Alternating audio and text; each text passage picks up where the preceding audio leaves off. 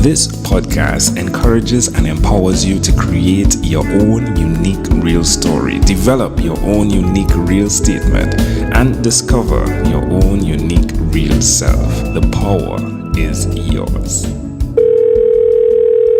Good night, Laura Powers. How are you doing on this wonderful, beautiful night? I'm doing amazing. It's a great pleasure to connect with you. Do tell me which of your talents, or even before that, what part of the world are you in right now? So right now I'm just outside of Denver, Colorado in Golden, which is my home base, even though I do travel quite a bit, so I'm not always here. All right. You say Colorado, I immediately think Red Rocks. I'm so sorry, amazing audience. Oh, yeah. No, I love it. Of. It's an amazing venue for sure. It was one of the most fascinating places out of the 48 states that we touched, and Canada, the Red Rocks. It was amazing. It is amazing. Wow. Yeah. Amazing energy, very spiritual. Yeah, we had fun up there. Well, do tell me, which of your talents is responsible for us connecting at this specific time in history? Well, I think it has to do with my work as a psychic medium. So that is how I'm most known, even though I do a bunch of different things. And I was connected to you by Teresa from the Evolutionary Business Council. Whoop, whoop. The person that I just spoke to was actually from the EBI and not the EBC specifically. I didn't know there was a difference, but I just learned that. One is the influence.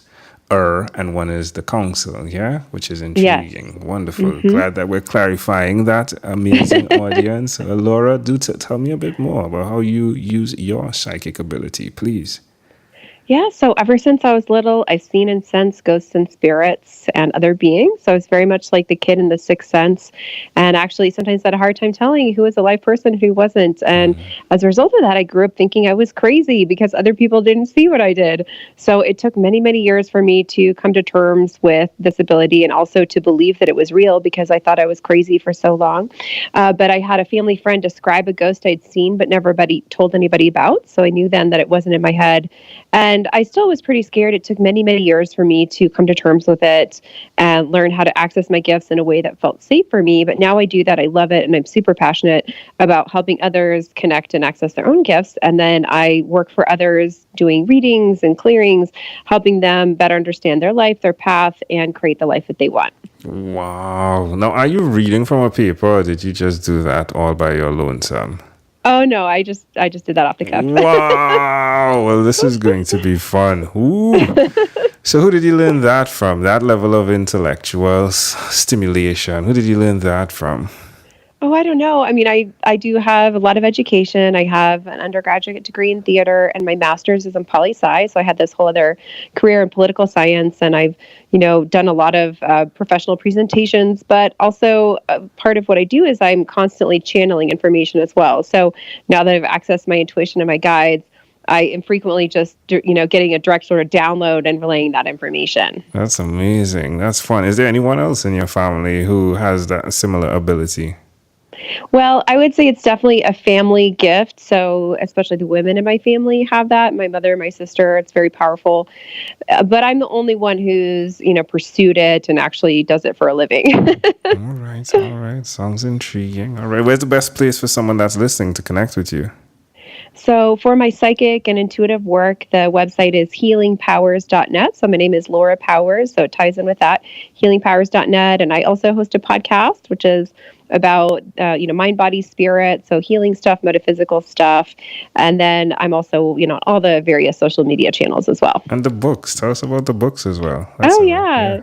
So I have 7 books so far. I have several more in process, and they are all about this sort of psychic, supernatural, intuitive world. So I have several books about angels, a book about manifesting, a book about the supernatural called The Supernatural Survival Guide, a book about ghosts called Diary of a Ghost Whisperer, a book for psychic work, which is called Diary of a Psychic. And if you're interested in exploring your own intuitive gifts, then Diary of a Psychic is a great book to check out. Sweet. All right. Tell me one other thing that you've done consistently over the last 3 years, please. Oh, my goodness. I guess that would be travel. I do love to travel. And I find that when I travel around, I connect with a lot of amazing people and opportunities happen, energy shift. So I am nearly a full-time traveler. I am anywhere between 4 to 8 cities in a month. I know you've traveled quite a Wow. bit yourself as well. That's a And so lot, it's though. just yeah, it is, but it's I like it when I'm right around 6 cities is what a month is what seems to be that kind of sweet spot for me of not too much and enough to keep me satisfied. But I find that I connect with more people, and I do go to several of the same cities kind of over and over again, which is fun. So it's like when I'm in New York, I see my New York people, and when I'm in LA, I see my LA people, and it's great. So I just do this kind of hopping around thing, and I have that part down very well. I'm intrigued. Are you introverted or extroverted by nature? I would describe myself as an ambivert, actually. Ah, okay. Yeah, Yeah. I think I need that external time, but I also really need that quiet time. And it's funny because I have phases when I seem really one or the other. So if you meet me during an extroverted phase, and that'll happen periodically, and then I'll just kind of pull in for a while, and people are like, "Where did you go?"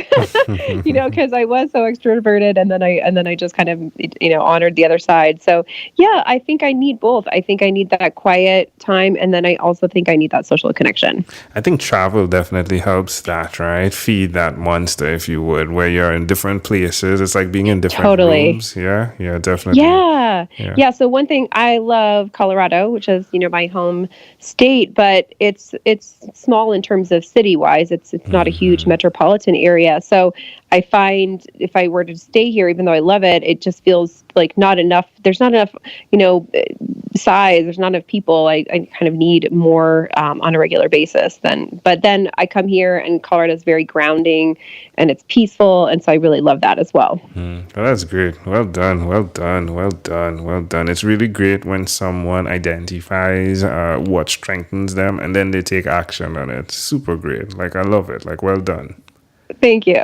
You're welcome. Well, let's switch gears for a moment. Now, Laura, Sure. let me now invite you into my time machine that is surrounded with Okay. beautiful, warm, blue Caribbean water. Laura, what is your earliest childhood memory? Wow. Well, strangely enough, my earliest memory is actually before I was born. So I remember being in a circle of, beings made of light, and I was one of that circle, meaning I was in the circle myself. And basically the message was it was time for me to go. And now looking back on it, I know that was meaning it was time for me to reincarnate. It was time for me to come and, have this life that I'm having right now. So that's actually my first memory. How old do you think you were? How many lives did you think you passed through?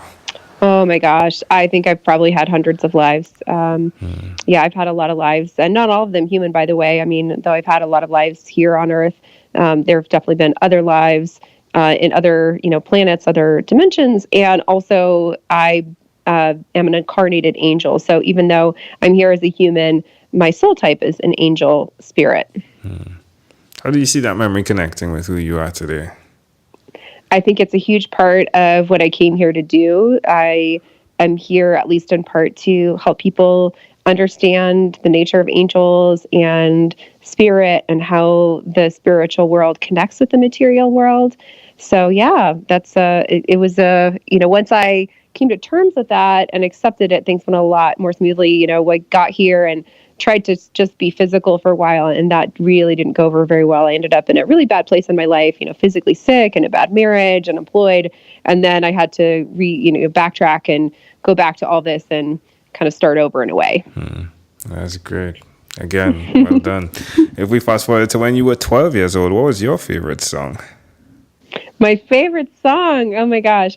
Well, I don't know if I remember the exact song, but I was very into Madonna and Cyndi Lauper at that point. So it'd have to be one of those two. But probably at that point in time, it was probably Madonna was my favorite. Really loved Material Girl and a lot of her songs of that era. All right, my friend. Well, we've arrived at our destination, but before we get off of this time machine, there's a small declaration form, so it's yes or no. We're going to move pretty quickly here. Are you ready, Laura? Yes. Laura, have you chosen someone to pass on your skills to? Yes. Are you married? You said no, No. right? Do you have children? No. No. Do you believe in God? Yes. Do you have an inner circle of friends? Yes. Do you watch TV for more than 3 hours a day? Sometimes. Sorry, I can't say yes or no. Oh, she's like, oh, you got me. All right. What about screen time? The phone and the computer. Is it more than 8 or less than 8 hours a day? Less than 8. If you, Laura, had to share with us your own unique, real statement that represents who you are, Laura Powers, what would you say that is? I would say it's so important to just be authentic, be whoever and whatever you are, and that's when everything unfolds for you. Love it. Laura, this was a great pleasure. Before you leave, is there anything else you'd like to share with our amazing audience?